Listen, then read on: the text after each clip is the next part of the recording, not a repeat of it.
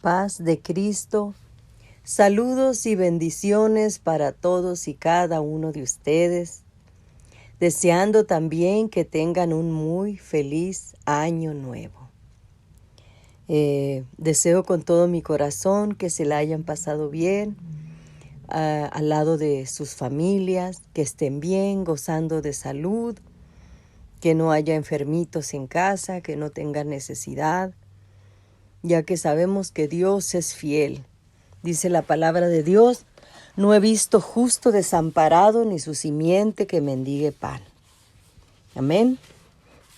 Esto quiere decir que Dios jamás nos va a abandonar. Dios siempre estará al pendiente de nosotros. Amén. Pues yo he estado un poco ausente. Estoy trabajando muy duro. Gracias a Dios. Admiro mucho a la gente de Asia, a los coreanos, a los chinos y a toda la gente que trabaja muy duro. Es una hermosa forma de vivir la vida trabajando duro, siendo honesto, haciendo las cosas de la mejor manera y trabajando con mucho gusto y mucho agrado. Dice la palabra de Dios también que todas vuestras cosas sean hechas con amor, que todo lo que hagamos lo hagamos con mucho gusto, con mucho amor. Amén. El día de hoy quiero compartir un hermoso tema con usted titulado El tesoro de la oración. Y como siempre, empezaré con un rompehielo. ¿Qué es la oración? ¿La oración es una opción o es una necesidad? Pensemos y meditemos en esto. Amén. En Marcos 11, del 15 al 17, dice la palabra de Dios: vinieron pues a Jerusalén, y entrando Jesús en el templo, comenzó a echar fuera a los que vendían y compraban en el templo, y volcó las mesas de los cambistas y las sillas de los que vendían palomas. Y no consentía que nadie atravesase el templo llevando utensilio alguno. Les enseñaba diciendo: ¿no está escrito: mi casa será llamada casa de oración para todas las naciones? Mas vosotros la habéis hecho cueva de ladrones. Amén. Llegando al final de su ministerio, Jesús entró en el templo en Jerusalén y comenzó a expulsar a la gente del mismo, porque Jesús actuaría de tal modo. ¿En qué estaría pensando el Señor? La imagen tradicional que tenemos de Jesús es que Él jamás actuaría de semejante manera. Amén. Nosotros nos imaginamos a un Dios templado, bueno, paciente, amoroso. No es fácil para nosotros imaginarnos al Señor enojado, volcando mesas, empujando a las personas. Pero la situación en que encontró el templo era tal que no tuvo otra alternativa. Sintió un celo tremendo el Señor, un celo santo. Realmente esta fue la segunda vez en que Jesús limpió el templo. La primera fue el comienzo de su ministerio, ocasión en la cual Jesús incluso usó un látigo. Encontró en el templo a los que vendían bueyes, ovejas y palomas y a los cambistas que estaban allí sentados, y se hizo un azote de cuerdas y echó fuera del templo a todos, con las ovejas y los bueyes, y también desparramó las monedas de los cambistas y volcó las mesas. ¿Se pueden imaginar esa escena? Y dijo a los que vendían palomas: quitad esto de aquí y no convertáis la casa de mi padre en casa de mercado. Esto lo puede corroborar usted en Juan 2, del 14 al 16. Como hombre, Jesús subía a Jerusalén cada año a presentar una ofrenda y a ofrecer sacrificio, como cualquier israelita fiel. Pero como el Dios encarnado, Él venía a su propia ciudad, a su propia casa, exactamente como lo había advertido Malaquías 4 siglos antes. Vendrá súbitamente a su templo el Señor a quien vosotros buscáis, y el ángel del pacto a quien deseáis vosotros, he aquí, viene, ha dicho Jehová de los ejércitos. Malaquías 3, del 1 al 3. Anualmente cada judío varón pagaba un impuesto al templo en moneda nacional. Si alguien venía de otro país trayendo moneda extranjera, debía cambiarla a moneda judía para poder hacer su pago. Los cambistas cobraban un precio irrazonable por el servicio de cambio de divisas. También había que traer animales sin mancha para los sacrificios, los cuales eran inspeccionados con mucho cuidado. Traer animales de lejos y en buen estado era una misión muy difícil. Así que mejor se los compraban en los puestos del templo, pero ahí se cobraba un precio demasiado alto para dar ganancia a los sacerdotes. El pueblo de Dios era explotado dentro del propio templo. Amén. Solo 3 años después de la primera limpieza del templo, algunos ya habían olvidado de la lección de Jesús. Otra vez la casa de Dios estaba siendo prostituida para propósito incorrecto.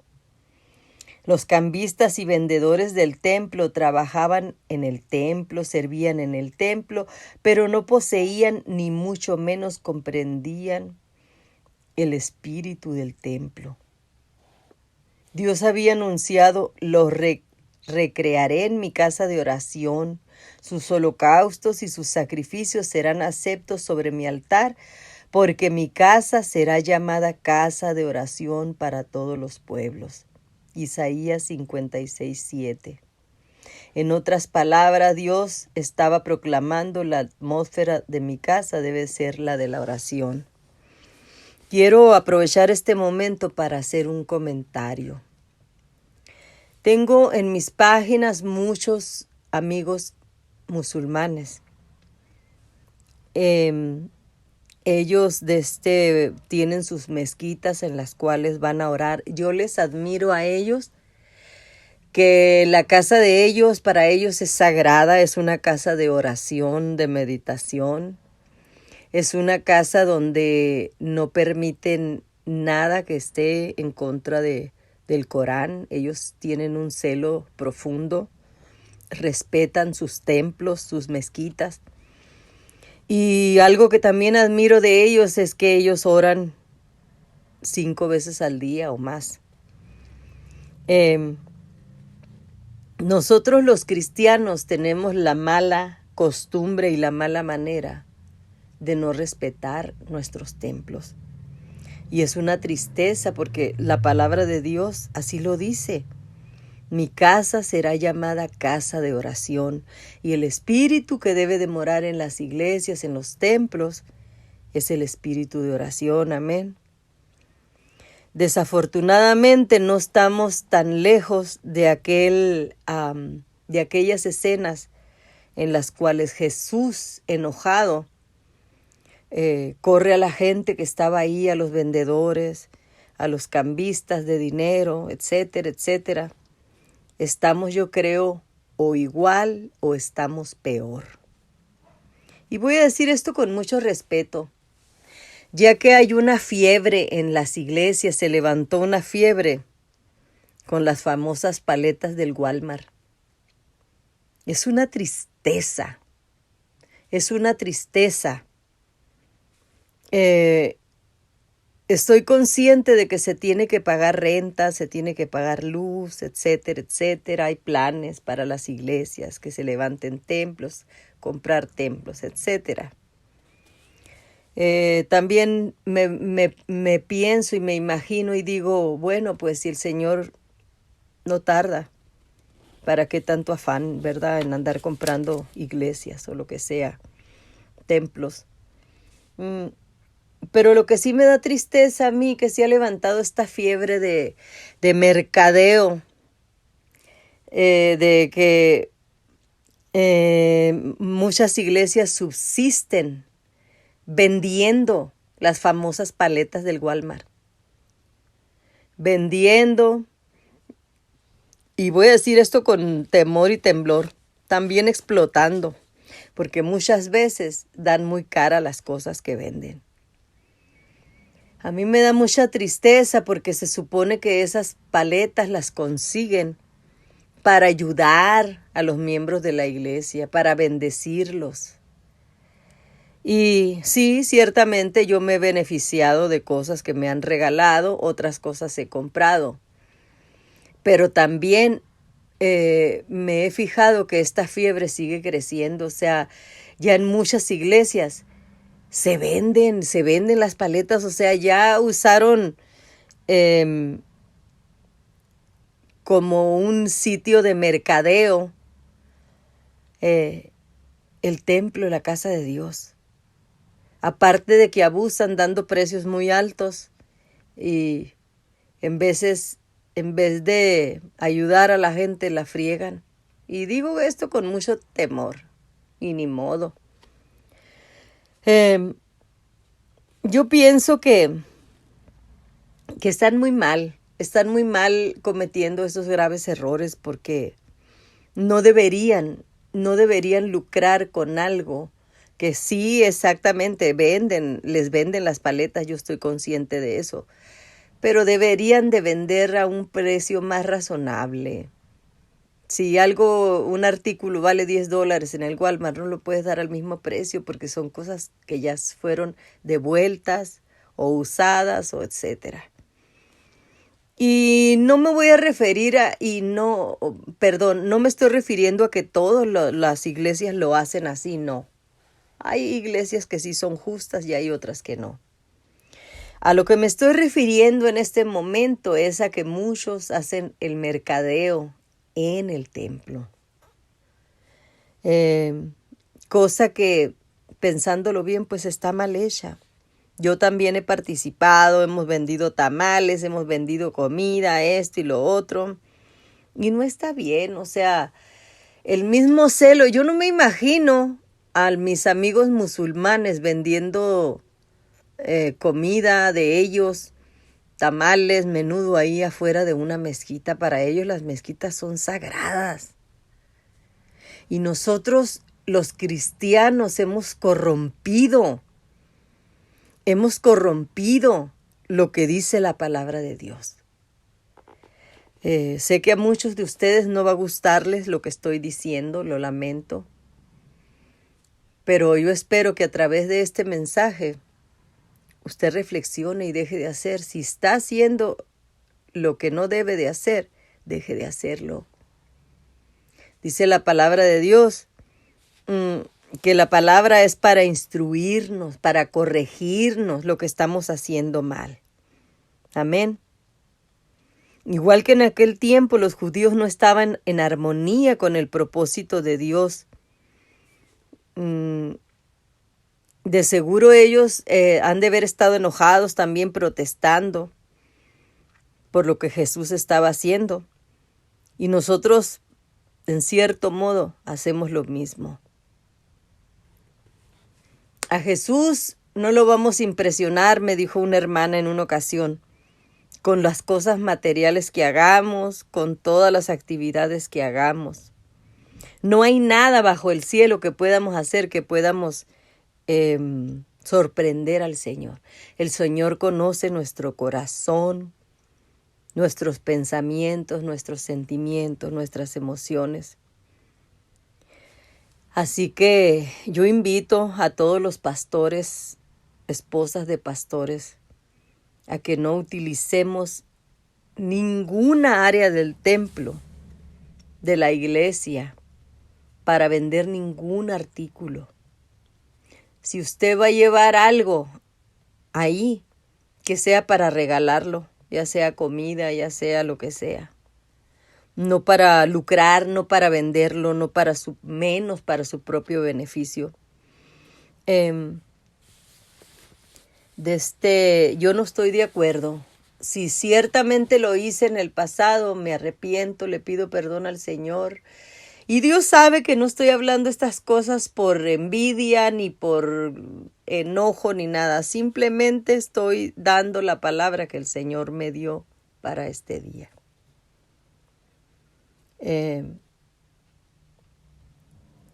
Hagamos conciencia y aprendamos de nuestros propios errores.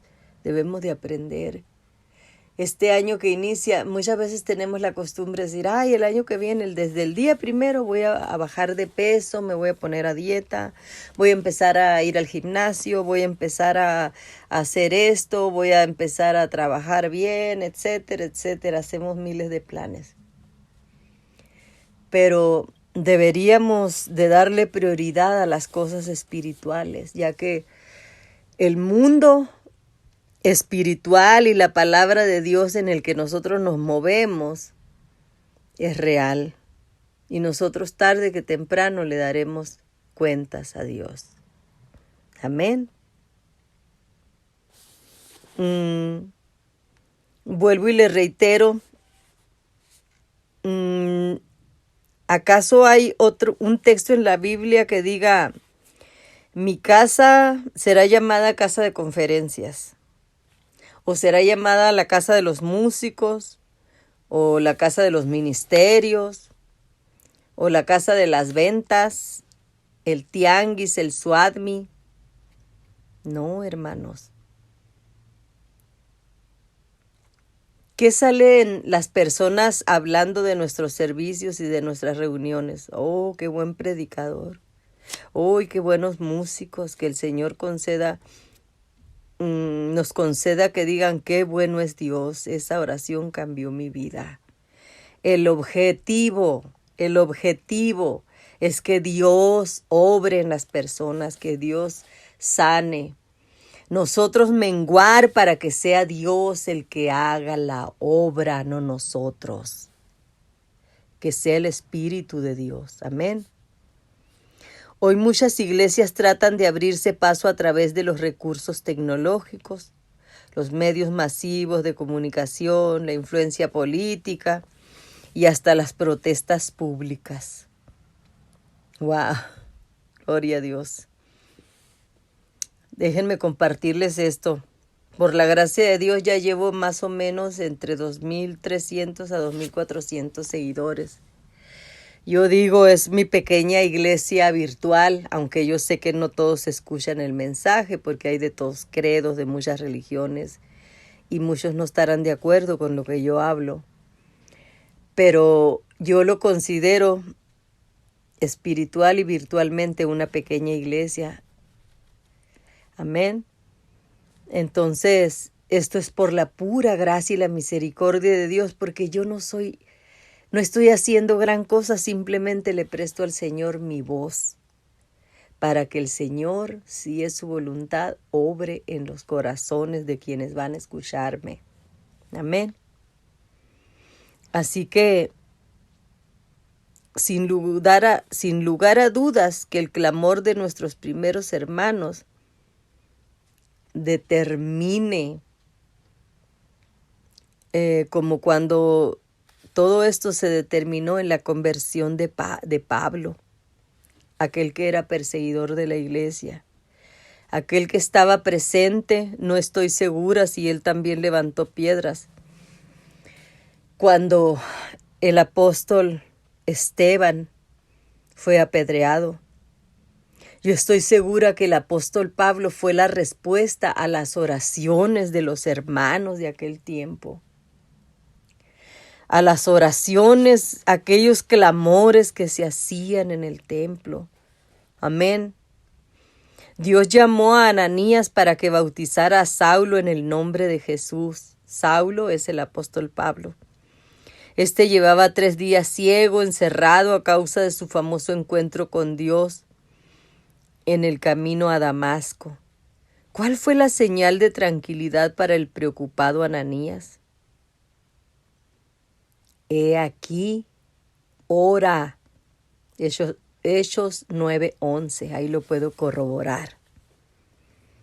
Ananías tenía que ir a orar por este hombre que se había convertido recientemente, pero tenía que orar primero. Amén.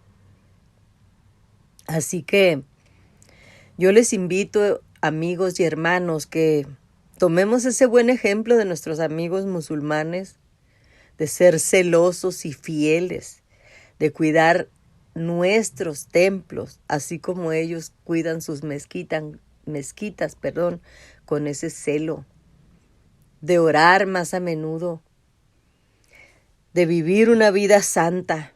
Amén.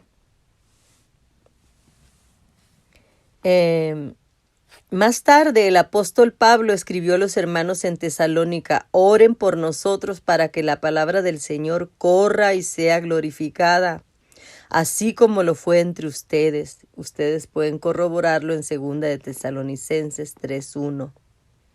También animo a Timoteo, exhorto ante todo a que se hagan rogativas, oraciones, peticiones y acciones de gracias por todos los hombres. 1 de Timoteo 2:1. Escuchó bien, por todos los hombres. Usted ore por los mormones, ore por los testigos de Jehová, ore por los musulmanes, ore por su familia, ore por sus enemigos, ore por los buenos, ore por los malos, por todo mundo ore. En cierta ocasión yo me paré en la iglesia a pedir la oración por este famoso capo, por el Chapo Guzmán, y toda la gente estaba riéndose. ¿Acaso el Chapo no tiene derecho a la salvación? ¿Acaso usted se siente muy por encima, muy santo por encima del Chapo? Recuerde que el Chapo es hijo de una mujer apostólica. Amén. Esta mujer, esta hermana, no va a dar cuentas de las acciones y de los pecados que haya cometido su hijo. Dice la palabra de Dios, el Señor le dijo a la mujer aquella que estaba siendo acusada en adulterio: ¿dónde están los que te acusaban? Se fueron, Señor, porque el Señor les había dicho: el que esté libre de pecado, que tire la primera piedra. Por favor, hermanos, amigos, todos pecamos a diario de una u otra forma. Delante de Dios somos iguales, dice la palabra de Dios, por cuanto todos pecaron y están destituidos de la gloria de Dios. Amén. En 1 de Timoteo 2:1 y en el verso 8 agrega: quiero que los hombres oren en todo lugar, levantando manos santas, sin ira ni contienda. La salvación misma comienza en la oración, porque todo aquel que invocare el nombre del Señor será salvo. Bendito eres, Señor. Aleluya. ¿Cómo pues invocarán a aquel en el cual no han creído? ¿Y cómo creerán en aquel de quien no han oído? ¿Y cómo oirán sin saber quién les predique? Sin haber quien les predique. ¿Y cómo predicarán si no fueren enviados? Romanos 10, del 13 al 15. Hermano pastor, usted no fue enviado a vender paletas, a estar lucrando. Usted fue enviado a orar, a exigir respeto por la casa de Dios. Ya no comercie, hermano. Dice la palabra de Dios: da de gracia lo que de gracia recibiste. Se lo dejo en sus manos y en su conciencia. A todo el pastor que me esté escuchando: deje de vender en el templo. Si quiere vender, venda en su casa, en la casa del otro hermano, lejos. No adultere la propiedad que Dios les ha dado o les ha permitido para estar vendiendo ahí, para estar lucrando. Amén. Al enviar evangelistas a predicar, que los incrédulos oigan el mensaje y crean. Todo el esfuerzo de la iglesia en realidad va encaminado a que finalmente la gente invoque el nombre del Señor. Dicen muchos, ay, es que vamos a dar despensas y vamos a vender o vamos a regalar para que la gente se acerque. No, hermano. Un día dijo un predicador, es que dicen que para atraer a los jóvenes hay que cantar cantos en forma en modo reggaetón o en rock o lo que sea. A mí eso no me afecta porque honestamente yo amo el reggaetón y amo el rock también. A mí esas cosas no me afectan. Pero entonces, si vamos a vender para atraer a la gente al templo, y si se fijan en que, ay, escuchas reggaetón para ganarte a los jóvenes reggaetoneros, o sea, ahí nos estamos contradiciendo. Amén. Estamos haciendo algo que entre comillas no es malo, es algo santo porque estamos trabajando entre comillas para la obra de Dios, lo cual no es cierto. El Señor y su obra es espiritual, es su palabra, es la oración. Todo lo demás sí es importante, pero no nosotros nos aprovechamos y lucramos y hacemos muchas cosas que no están bien. Perdónenme, sé que no les va a gustar esto, pero no está bien eso. Tristemente, la oración se ha constituido en el tesoro perdido de la iglesia. En nuestros templos de hoy tenemos de todo: bonita música, eficientes ministerios, gran preparación teológica y mucho más. Pero algo nos falta. Apocalipsis 3, 17, 18. En el hogar también se nos ha perdido este tesoro. Cada vez tenemos más libros que aconsejan sobre el matrimonio, la educación de los hijos, cómo tocar un instrumento, cómo instruir a los jóvenes, cómo esto, cómo el otro. Cuando el Espíritu Santo es el que se encarga, es el sabio y divino maestro. Amén. Sinceramente, hermanos, que como cristianos hemos cometido muchos, pero muchos terribles errores. Yo me cuento entre los que en un pasado los cometió, sí. Era de las hermanas que vendían tamales, menudo, pozole y todo lo más, que entre comillas para levantar los templos, que entre comillas para esto, que entre comillas para los misioneros, que acá y que allá. Lo cual no es necesario porque el Señor dice en su palabra, no he visto justo desamparado ni su simiente que mendigue pan. El Señor enviaba misioneros de 2 en 2 y el Señor nunca los abandonaba. ¿Qué estamos haciendo como cristianos, hermanos? ¿En qué nos hemos convertido? ¿Por qué estamos llenos de juicio? Porque estamos llenos, hermanos, de cosas que no convienen, de cosas que son en contra de la palabra de Dios. Yo no estoy de acuerdo, hermanos, con muchas cosas. Y ciertamente soy una cristiana protestante y protesto en este momento contra todo lo que no es bíblico. Soy una cristiana que comete muchos errores, sí.